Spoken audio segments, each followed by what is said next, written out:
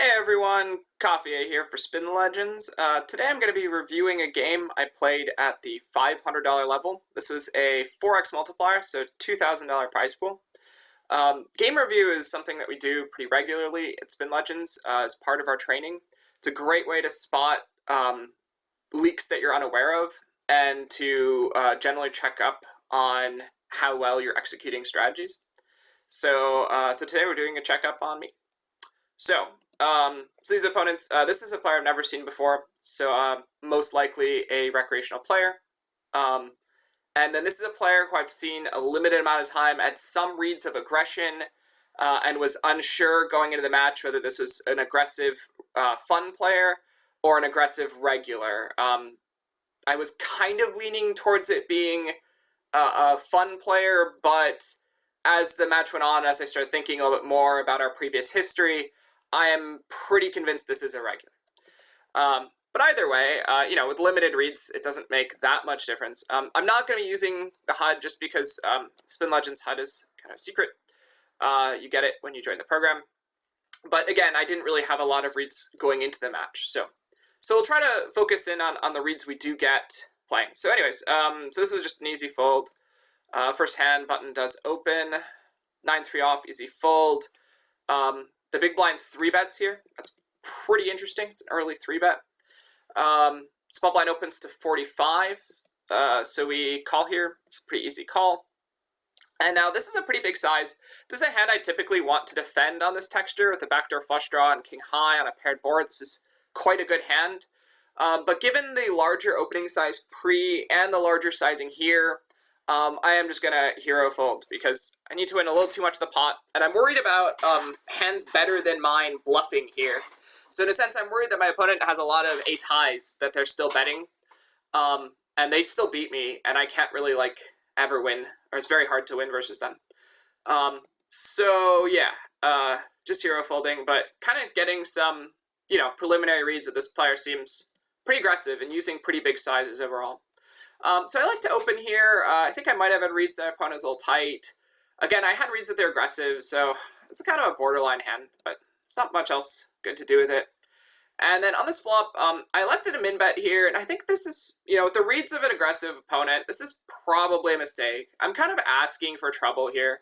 I'm asking to get raised and putting myself in a bit of an awkward spot where, I'll get to flat the raise because I have a pair plus backdoor flush draw, but it won't be super fun.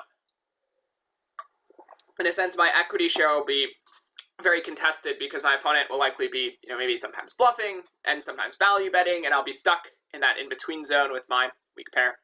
So I think most likely I maybe could have bet bigger here. This is an ace-high board, so betting everything is quite good. And there's still room though to check call. Everything's pretty close here. The reason I didn't really want to check call is that there's not a ton of value. It's not a board I expect even an aggressive player to really want to bluff when checked to. At the same time, I did think that, while I could be inducing here, I think this board isn't the best board for big blind to really want to raise a lot, especially if I kind of thought this might be a reg. There's not a ton of different hand types. Jacks and aces feel pretty comfortable calling generally here to kind of trap. Maybe an ace wants to raise, but a lot of people don't raise a lot on ace-high boards. And then pairs of sixes feel too thin. A lot of the draws are, again, high card draws that feel more comfortable flatting. So I thought there wouldn't be as much raising here anyways. So I just wanted to get super, super thin value, get calls by king high, queen high. And, well, I got a fold, which is fine too. I get some protection from folds. So opening ace-8 off, get shoved over by this player. So now we're kind of pretty sure this player is quite aggressive. They're kind of putting in money every hand, although now they fold. So folding jack 5 in the small blind, this is just a super easy fold. Opening queen 5 suited, and this I think is a little bit borderline. My sort of thought going into this was that, we're in a 500 multiplier, so I can open still a somewhat wide range because people will be a little too tight. So queen 5 suited is sort of pretty garbagey near the bottom, but I thought, well, it's 500, people will be too tight. But at this point, I have enough reads of aggression. I had some small reads going into the match that this player is aggressive, and I've got reads that this player is aggressive. They've already shoved over one of my button opens. I think this is actually a pretty clear fold. We do get flatted though, and we flop a flush. So hey, I'm pretty glad I didn't fold. But you know, obviously it's results are into thinking. So we hit the flush, and now we want to decide, you know, how are we going to extract value here. So we maybe could slow play, but I think that there's too much that hits this board that will want to call a bet. So I like to just, again, min bet. Notice that now the min betting seems a little bit more legit. I've been min betting all over the place in this game so far, and this player is very, you know, we think they're kind of crazy. So this now legitimately can induce and doesn't look particularly nutted or, you know, even all that weird because I've done it all over the place. We don't know how much this player is capable of paying attention, but either way, it seems a little bit better. And this spot, I mean, just makes a lot of sense to min bet this value hand because I want to get called by as many hands as possible because any hand that calls could potentially improve on the turn and pay me off, right? And the only hands that can improve that I pay off are the ace of diamonds, which really isn't going to fold to any size anyway, so who cares? And on top of that, I can induce bluff raises, which I'm really happy about because I can flat and have, you know, the second nuts. So I do get just flatted, not a raise, but that's fine. The 10 of diamonds comes, and now it's much harder to value bet. Now the problem is that like 9s and 6s are likely folding here, no matter what I do. And on the other hand, flushes will continue, but they'll also continue on the river. And I think they'll probably lead the river with the kind of aggression that villain has. So I elected here to check back, thinking that, well, the bets I get in versus flushes, I'm going to get in because they'll lead the river, and I can probably raise. And then on top of that, I can maybe still get bluffed, right? Villain's been pretty aggressive. This actually is a villain that we think can very plausibly be bluffing. So I let that happen by checking back. So I get some value from bluffs. And then lastly, there's some room for villain to improve on the river and be able to pay me off as a result of that, specifically to a straight, 2-pair, or trips. And that would also allow me to get in, you know, maybe one more street of value that otherwise, you know, I won't get because they'll fold the turn here. So I did check back. The turn was trips. Villain puts in a bet.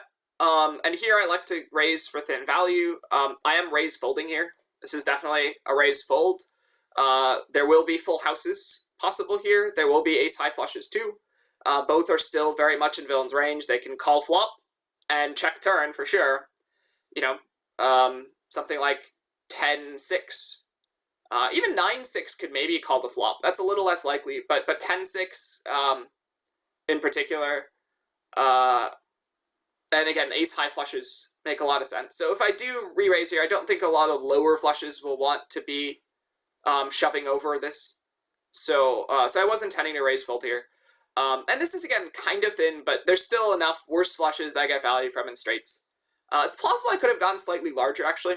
I think I could have maybe raised to, like, maybe close to 130, but it is a high multiplier, so I'm still kind of worried about people being a little tight. I know this player's been aggressive, but we haven't seen him call anything loose. So we raise, they fold. Fine. We fold 3-4 off to a shove, super standard. Get 6-7 off. We're pretty shallow here. Everything's kind of okay. I'd like to min-raise fold. Limp folding would be fine too.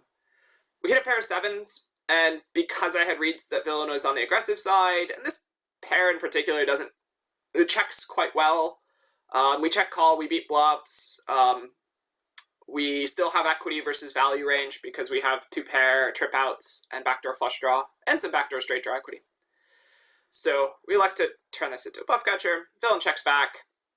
Now the ace comes, and I go for very, very thin value. So here, the reasoning is that when we min-raise this shallow, it removes most of villain's ace-x, especially from an aggressive player. So I'm not worried about ace-x here, basically ever. At the same time, I think probably almost all of the queens will bet the flop. So that leaves villain checking back the flop with, you know, weak hands generally. Some king highs, some pairs of 4s. There will be some 7s, but by the river we might chop with them. So it's not the end of the world when they have better 7s, since there's 2 over cards already, 2 high cards. We just need 1 more high card, we'll chop with other 7s. So I elected to go for super thin value from pairs of fours and king high. But to be able to do that, I do have to, again, min bet. I have to bet really small here because I want king high's calling. But again, I mean, I have been min betting a lot. Haven't actually gotten raised yet, but I think I can kind of get away with it because it looks like a standard size. And I am kind of suspecting this is a regular. So far, the way they've played this game so far, their stats from this game, indicated to me that this is actually more likely to be a regular than a fun player.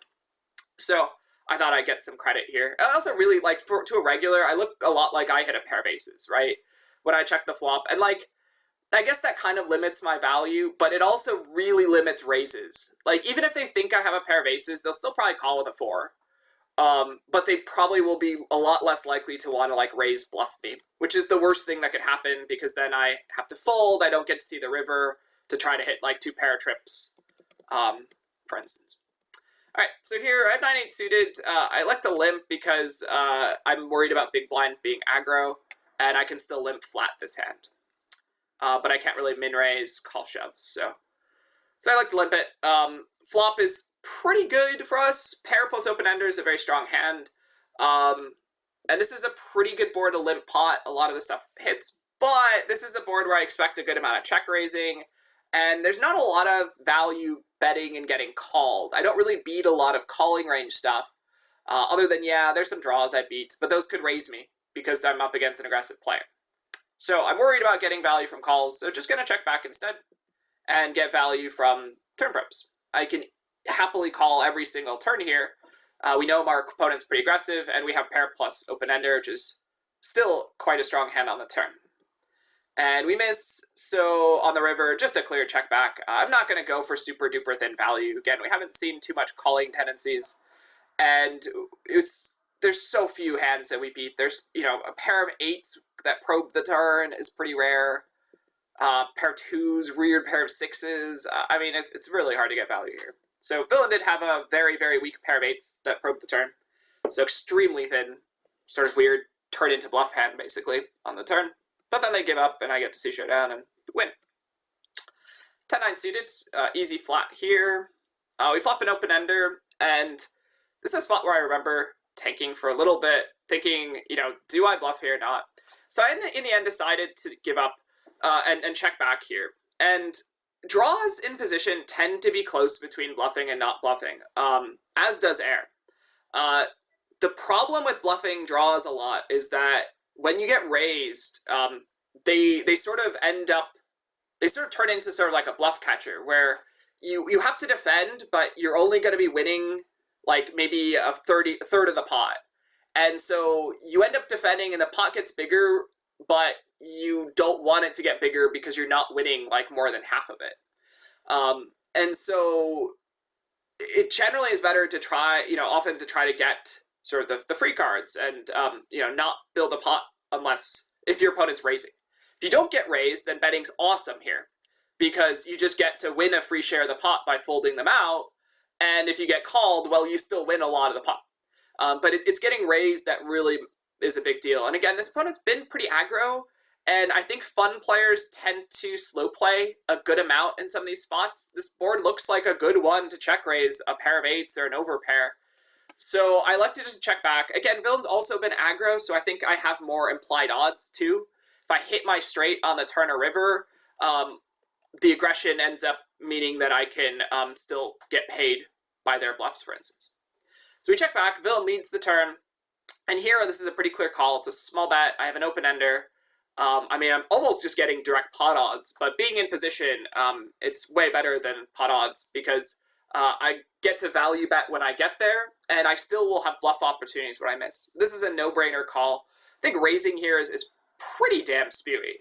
Our opponent's been aggressive. The board's not great. Like, once we raise, our equity when called is actually pretty bad. And if they shove over with like 2 pair or single pair, we still have to fold equity share.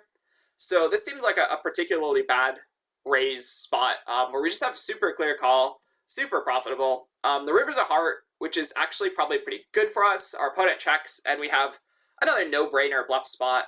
If you're not bluffing in this spot, you're just passing up on like 20% the pot. Very common mistake I see a lot of the time, but we just call the flop bet called the turn bet. We check back flop, called turn bet, and then villain checked to us on river.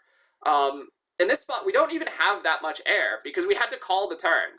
So, like, what do we call turn with that is air here? And it's almost nothing. So, so it's a spot where we just really need to bluff, like, all our air. And it just ends up being very profitable. People overfold, population overfolds here. It just is a spot where you need to be bluffing. So anyways, so we bluff. I bet it's kind of smaller size because I just need like non-flushes to fold here. I'm trying to credibly rep a flush. I've seen villain fold. You know, remember we raised smallish and villain did fold, so we know villain's capable of making folds here. So pretty clear bluff. Get the fold. Feels good. Ace 3 off. Gotta just open shove here. This shallow, just sort of value that shallow. Chop. Fold jack deuce. Fold 6-9 suited. This is kind of close, but it is an open shove at this stack depth. We are just too shallow with, what are we? We're 7 and a bit big blinds. Right? Or no, 8 and a bit. Either way, this is just a Nash push fold hand. And again, I'm up against an aggressive player, so I'm not going to be fiddling around with limping or min raising a hand that I know I can just shove better than open folding. Fortunately, we get called by ace 10. Sad times, but we are still alive. Chip in a chair. Fold queen 5 off.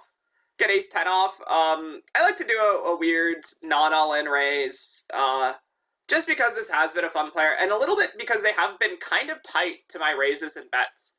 So I'm a little worried that shoving doesn't get a ton of value. This is probably too fancy, though. I should have just value shoved, honestly. But it's fine. Raising, committing there. I mean, we're going to be doing okay post. We open fold 8-5 off. It's a pretty weak hand. That shallow, not shallow, but in the out of position and especially versus an aggressive player.